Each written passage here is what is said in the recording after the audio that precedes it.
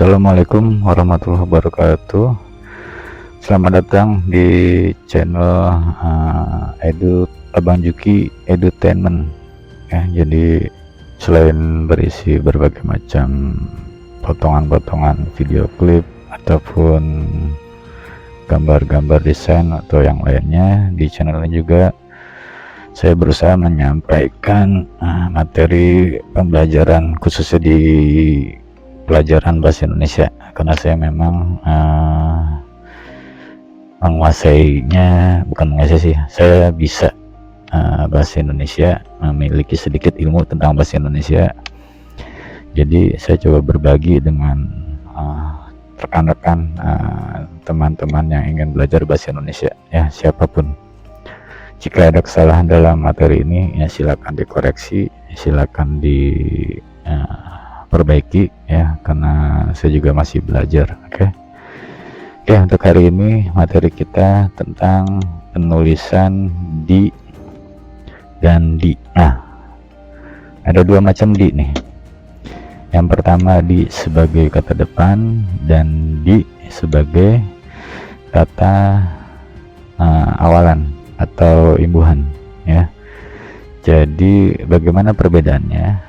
Banyak di tulisan-tulisan yang kita lihat di website atau di buku ya, atau di koran kadang ya, masih banyak yang salah tulis. Salah tulisnya dalam arti ada yang tidak sesuai ya, tidak sesuai dengan kaidah. Nah, langsung saja, bagaimanakah perbedaan penulisan di sebagai kata depan dan di sebagai imbuhan?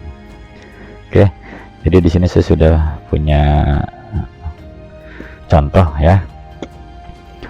Untuk di sebagai kata depan yang artinya dia menunjukkan lokasi, maka penulisannya harus dipisah ya. Jadi ini kata yang kata dasar yang menjadi lokasinya sana. Nah, di ini sebagai penunjuknya, di mana, di sana. Nah, ini tulisannya tidak disambung tapi dipisah dengan satu spasi ya, bukan dua. Bedakan jika ini disambung maka akan terlihat rapat. Nah, ini yang salah, jadi harus dipisah. Apalagi ini Jakarta itu nama kota, jelas itu lokasi sebuah kota ya. Jakarta ini yang ada sama seperti ini ya, karena udah jelas ini hurufnya huruf besar, tidak ada huruf besar huruf kecil disambung ya, ini jelas harus dipisah. Berikutnya atas juga ini sebuah kata dasar yang menunjukkan lokasi, posisi di atas, posisinya ya, di atas kepala misalnya atau di atas rumah. Nah, ini dia juga sama, dipisah ya, jangan disambung, yang dirapatkan. Berikutnya adalah utara, arah mata angin, dan banyak contoh yang lain ya. Jadi ini contoh yang sebuah nama kota, nama tempat, ini jauh dekat ya, ini atas bawah kiri kanan depan belakang sama saja, ini mata angin, utara, selatan, timur, barat, dan seterusnya. Ini penulisannya dipisah ya, karena ini menunjukkan lokasi. Baiklah, kita lanjutkan. Berikutnya adalah di sebagai imbuhan ya, khususnya sebagai awalan atau prefix ya, artinya imbuhan yang ada di depan. Nah, di sebagai awalan ini menunjukkan sebuah atau suatu pekerjaan ya, dan ini kondisinya pasif. Kalau aktif itu pelaku, subjek yang melakukan ya, tetapi pasif itu pelakunya sebagai objek ya, yang melakukan, korbannya si subjek ini terkena pekerjaan atau tindakan tersebut. Nah, penulisannya itu disambung. Contohnya bagaimana? Contoh pertama adalah dilaksanakan.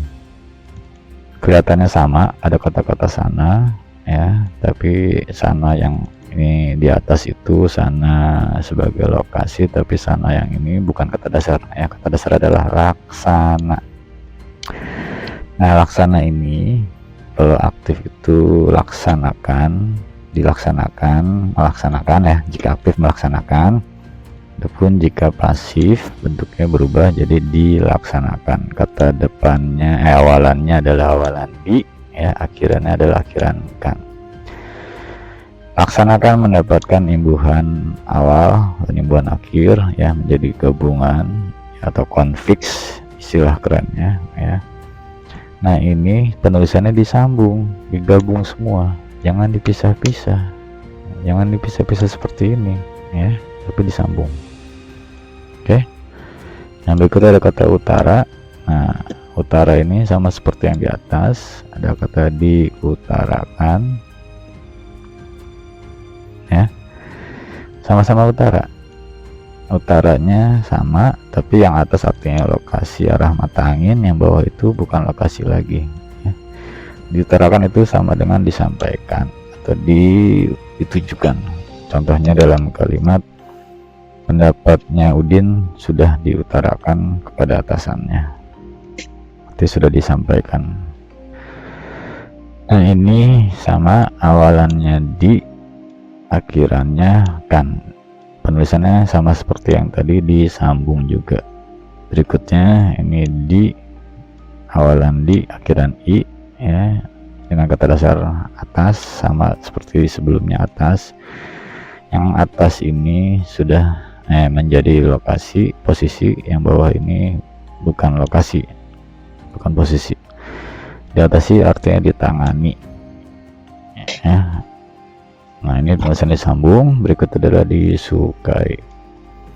Disukai ini kata dasar suka mendapat awalan di dan akhiran i. Penulisannya juga sama-sama disambung. Oke, jadi ada beberapa kata yang mirip, yang sama, ya, tetapi ketika mendapatkan ditambahkan di bagian depan itu belum tentu sama penulisannya. Tergantung maknanya. Kalau bermakna sebagai penunjuk lokasi, dia harus dipisah. Jika bermakna lain, bukan lokasi, ya, jadi tulisan harus disambung. Oke, jelas ya. Nah, saya punya contoh, ya. Ini contoh yang berikutnya. Saya punya contoh untuk penulisan di dalam sebuah kalimat yang sering kita dengar itu lagu Delman, ya. Kita coba lagu Delman. Pada hari Minggu ku turut ayah ke kota, naik delman istimewa, ku duduk di muka, ku duduk di samping Pak Kusir yang sedang bekerja mengendarai jalannya, dan seterusnya, ya. Oke, di sini ada di, ya. Yang pertama di muka, artinya posisinya, lokasinya adalah di muka, di depan, ya. Maka di-nya di sini dipisah. Yang kedua adalah di samping, posisinya adalah di sampingnya, bisa di kiri, bisa di sebelah kanan. Nah, ini masih jadi misteri sampai sekarang, ya. Sampai sekarang ini jadi misteri, apakah di kiri atau di kanan. Bisa aja.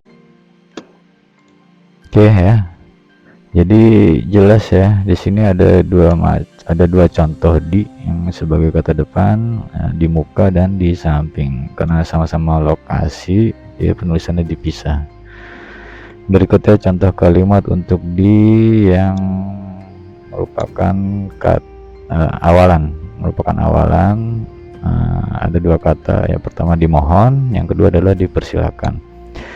Dimohon ini kata dasarnya mohon, dapatkan awalan di, ya, ini digabung. Begitu juga dipersilakan, kata dasarnya ini bukan persila, ya, ini kata dasarnya adalah sila.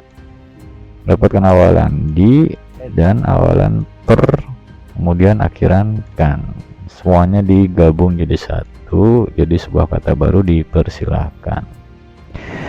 Oh ya, jangan juga menulis dipersilahkan, ya, kata dasar adalah sila, bukan silahkan. Oke, jadi dengan demikian ini jelas. Ini di-nya di sebagai kata depan, yang ini di-nya di sebagai imbuhan yang diberi warna hijau itu kata dasarnya. Oke, mudah-mudahan ya kita bisa terus belajar bahasa Indonesia, jangan bosan-bosan belajar. Semoga kita semua terus mencintai bahasa Indonesia, bisa menjaga, melestarikan bahasa Indonesia, jangan sampai tergerus oleh bahasa asing ya. Banyak yang suka Korea, Inggris dan lain-lain, silahkan suka ya, tapi jangan melupakan bahasa negara kita sendiri, yaitu bahasa Indonesia. Semoga kita semua bisa berbahasa Indonesia dengan baik dan benar. Jika ada kesalahan silahkan koreksi, silahkan kritik, dan yang mau komen silahkan komentar. Kira-kira materi apa lagi yang bisa kita bahas ya. Mudah-mudahan saya bisa baca komentarnya, bisa membahas apa yang diminta oleh teman-teman semua. Mungkin itu saja dari saya. Terima kasih telah menonton video ini, semoga bermanfaat. Wassalamualaikum warahmatullahi wabarakatuh.